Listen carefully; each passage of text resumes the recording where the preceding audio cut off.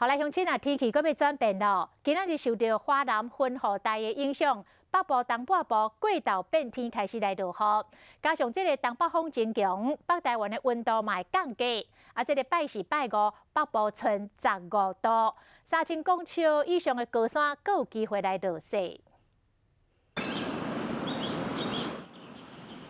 今仔日台北看起来乌阴乌阴，虽然无看到日头，不过也是有人穿短仔衫，无搭外套，要提醒大家外套快退出来，因为对下晡开始就变天，随着华南云雨带接近，这礼拜会对北台湾开始变天，转做有落雨的天气形态。拜三了后，雨势渐渐往中部地区，因为随着东北季风的增强，温度嘛下降。 因为双重天气系统的影响，各地的温度在未来几天会逐日的下降，尤其星期四、星期五，甚至到星期六清晨，温度比较冷。预估最低气温，北部地区和东北部地区大概15度左右，在3000公尺以上的山区会有一些下雪的几率。